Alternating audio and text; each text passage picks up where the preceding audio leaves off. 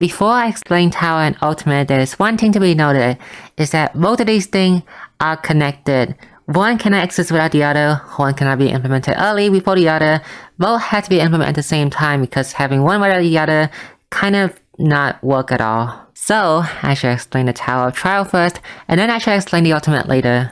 But first, allow me to address one thing that people still misunderstand about, that's kind of getting annoying to see already, but Drop Tower is not Tower of Trials. Drop Towers is just one of the many type of towers inside the Tower of Trials mode. And also, we are not getting Drop Towers for this half anniversary. It's nowhere on the roadmap, well, maybe the question mark since Kidon's standing on it. The Tower of Trials is on the upper half of the Tower of Remembrance, which is overseen by Fanes the Warrior Kate. In the Tower of Trials, your goal is to climb to the highest floor and be the final floor of the tower. You start at the bottom of the tower, and in order to advance to the very next floor, you have to beat the enemy of each floor. Although each tower might be different in enemy of floors, there are some things that all towers have in common. The first one is that your health and SP will carry over between floors. You cannot just go out like in the arena, where every single match your HP and SP is healed, so if the enemy is not that hard, then it's better for you to just conserve your SP. The next thing is that all tower has 10 attempts per tower for you to try. Whether you win the floor or you lose the floor, you will always consume one attempt. Your health and SP and the number of attempts per tower will be reset along with the weekly reset, so do not worry about you running out that anytime soon. Another thing is that if your allies die in the tower, they won't be revived on the very next floor with 1 health. They will die permanently. Well, until the weekly reset come in, that is. Although it might sound harsh, it's not that bad though, because every single week they will give you 1 attempt per tower for you to fully heal teammate allies HP and SP, and also revive any dead teammate, so it's not that bad. If waiting for next week is too much for you, then you can also refresh the HP and SP and the number of attempts manually with rubies, but it's not really worth it, so don't do it. The next thing to note is that all of your tower teams are a separate entity from the team you use in the real world. The best way to explain it is a team loadout composition, so for example, an adept in the tower may have light skill only because you want to use her as a light DPS, but in real life you can change any skill of your adept and it won't affect the adept skill in the tower. The same is also applied to equipment and your team position and composition, and this is once per tower, so each tower has different team composition, so you don't have to worry about messing up your real life team comp in the tower. And that is all the common thing that all towers have together. Next is how many different type of tower are there. Currently in GP there are 5 different type of towers. The normal tower, the battle tested tower, the 8 different job tower, the level 100 tower, and the Great King Tower, which is basically a raid boss tower. Although for EN we will not be getting the level 100 tower or the Great King Tower anytime soon, so I will just be talking about the first 3 then. The first tower is the normal tower, which consists of 100 floor in the JP version, but for the EN version it will probably be at 50 floor only, and more floors shall be released as time go on. One thing about the general tower is that it's not that hard, like anyone who get like decent gear equipment can probably steamroll the very first 50 floor until I get past floor 50, then things get challenging. So don't be disappointed by the difficulty on release of the tower, okay? Along with everything that I already explained about the tower, the main tower has a mission that you do complete them, you get bonus reward on top of your first time reward, so make sure you do the mission. The reward for doing this tower are seeds, which enhance your ultimate, and a seed fragment, which is used in your nameless town for your secret flower garden. As for what they do exactly, I shall explain that later. The next tower is the Veteran Tower, which is the battle tested tower, which the title itself is self-explanatory of what the tower is. There is 20 floors from this tower, and the reward for doing this tower is more historic fragment, so if anyone's still lacking some battle tested weapon, then you won't have that problem anymore. The last floor in the tower, you have to face 3 battle tested enemies at once, so as long as you can handle that, then the rest of the tower should be pretty easy for you. The next tower is the Job Tower, which despite that we might not get it anytime soon, I might as well explain ahead of time so you guys can expect what to get. The Job Tower is not overseen by Fanes, rather it's overseen by the Hunter Kate, Kirun. Job Tower is not one tower, it's 8 different towers, one specific for each job, and they have 5 floor and 5 EX floor. There's one thing this tower have that the other tower doesn't really have, is that it's restrict on the unit you can bring. So if it's a warrior job tower, you can only bring a warrior, and the same for the 7 other class. For the job tower, the normal floor isn't that hard at all, and you can just steamroll it very easily.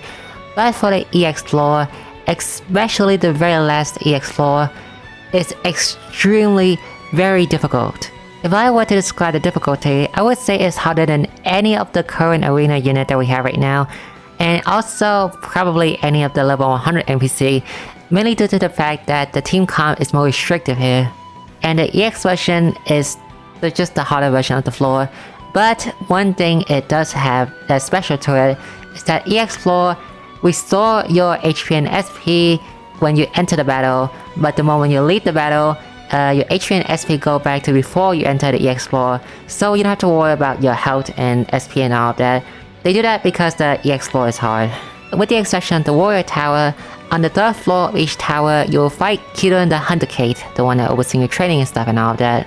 Kidon isn't hard to fight against, so you should not lose to Kidon, but if you do lose to Kidon, I will wonder how the heck is that even possible. The most notable rewards that you can get from the job tower is 1 golden secret seal of that specific job tower, 1 traveler seal for you to pull on the gacha banner, 1 arena awakening stone of that specific job of that specific unit in the arena, so if it's sword then it's tickling, and 1 accessory where it's 30% damage up to that specific job. The good news is that with the exception of the 30% damage up accessory, everything else can be obtained without beating the last floor of the job tower, the EX5 floor. But the accessory with the 30% damage up can only be get if you beat the EX floor, so good luck on that. Unlike the other towers, the job tower resets every 4 weeks, where it stays for 3 weeks and 1 week it will be under maintenance. And the rewards and the floor and everything shall be reset, so you can get the item again next month, with the exception of the accessory, where you can only get it 1 time only. And that's it for the tower, I think. So let's talk about the ultimate now. Ultimate is a character ultimate move. You have to use your BP to charge the gauge, and once it's full, you can use the ultimate, but it has limited use per battle. Ultimate requires you to charge BP to use it, so let's say you want your ultimate gauge to get to 100, and let's say your ultimate has a value of 20% per BP, which means you have to spend 5 BP in order to get to 100%. All characters will get their own unique ultimate, doesn't matter whether they're 3-star, 4-star, 5-star. Although the character rarely do decide on how easier it is to level up a character from ultimate level 1 to ultimate level 10. In order to level up one character ultimate, you need to use the jewel that you get from either the tower or from the flower garden in the nameless town. I know I called him Seed a while ago in the tower, but I changed it to jewel now because jewel sounds cooler. By the way, the jewel I referred throughout the video here is called Wisdom Orb in the official English version, and this was after I already finished the video and all of that and just found out about that, so just replace anytime I say the word jewel with the word Wisdom Orb, okay? Jewel come in 3 different forms, one's in bronze, one's in silver, and one's in gold. Kinda like how we have a Guy Stone, and the rarity for each is pretty similar to how we have Guy Stone too. So your gold jewel will be your most valuable jewel, so make sure to only use it on character that you're sure you will use the ultimate for a while. For 3 and 4 star, it's not that hard since the material listed here is not that hard to get. But for 5-star character, in order to get level 9 to level 10, you need 1 awakening stone for them. Sometimes a level 10 ultimate is a big difference from a level 9 ultimate, and sometimes it's not big at all, but the one thing that will have in common is that a level 10 ultimate can be used twice per battle, whether any ultimate that is not level 10 can only be used once per battle. And whether you should level up a character ultimate or not is all dependent entirely on what ultimate that character have, so I'll talk about it later.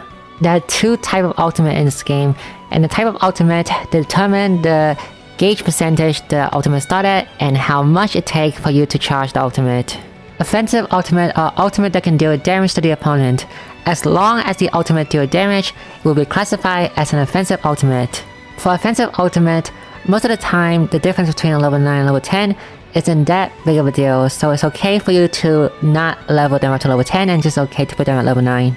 For the breakpoint of offensive ultimate, it's at level 8, where you only need 4 BP to initially charge the gauge to the max, rather than the past level where you need at least 5 BP to charge it to the max. The second type of ultimate is support ultimate.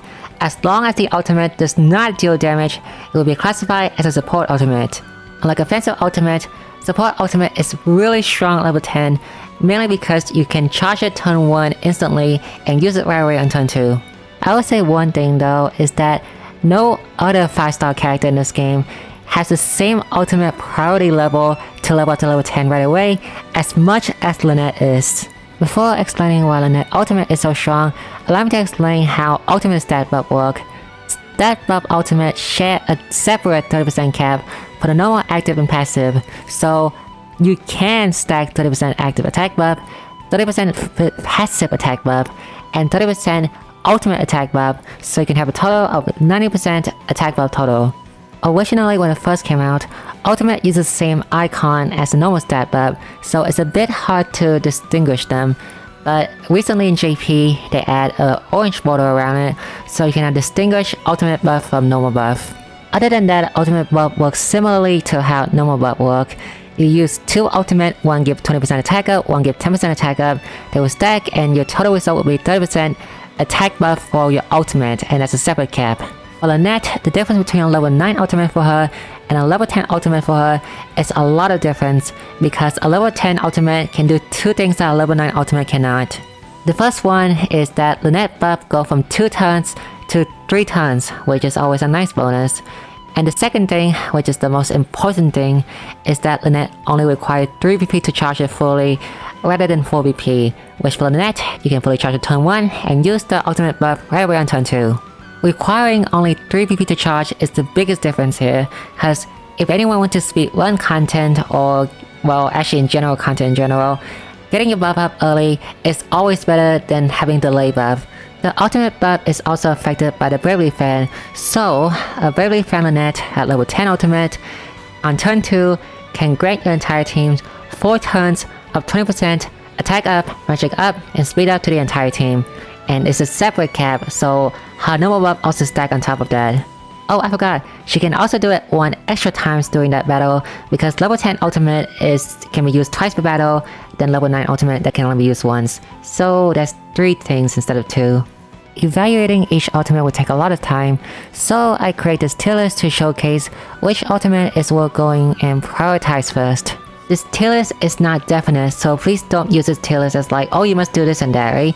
Look at it and decide for yourself if you actually want the character awakening, which is just extra stat, or is the ultimate worth more to you. Oh, and I also forgot to mention this part where I should probably mention this from the beginning already, but ultimate does not consume SP, neither can it be boosted, it's just an ultimate move, so just a heads up on that. Besides the 5-star, there is also some other 4-star and 3-star ultimate that is really good and very worth using. The most standout unit though is Billy, since his ultimate grants the entire enemy team 20% defense down and 20% speed down. The reason why this ultimate is so special is that there's currently no other ultimate in this game, even in the JP version, that can grant 20% defense down to the entire enemy team. Neither is single target. Billy is the only unit in this game that can grant 20% defense down on an ultimate. Despite how good his ultimate is, he only mostly see used in speed clear, kinda like how Alphen see used for his permanent shower. Besides the fact that ultimate has limited usage per battle, Billy Kid doesn't really offer much outside of his ultimate, so for the longer battle, you would rather bring someone else rather than Billy. Besides Billy, Pia and Devin ultimate also stand out by their own, but it's not as significant as Billy is. And finally, we are moving on to the last thing that is connected to all of this, is the flower garden in your nameless town. Basically, your reward from the tower is finite, and so the jewel reward you get will eventually run out, and so you get more by growing them in nameless town.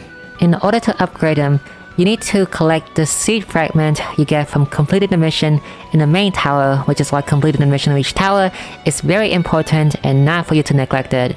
In summary, the more seed fragment you get from the tower, the more you can put in and grow your garden, so the more jewel the garden will give you. Not necessary jewel, it's more like an exchange fragment where you can go to the exchange tab and there's a new tab where you can exchange for any jewel that you like. So you're missing a gold jewel, you can save it up to exchange for a gold jewel, or you just want to go out on the bronze or silver, then just do that also. And that's it for the explanation of the Tower of Trials and the Ultimate. Oh, and also there's also the usual explaining content update of every new patches, so I just rushed this really quick. Update 1.6, new places, Atlas Dam, Restore Fence Chapter 2, Atlas weapon, which is basically adamant weapon, but for magical attacker, so farm it for your magical attacker. With that finished, that is everything from the Happy Anniversary update, so therefore, goodbye.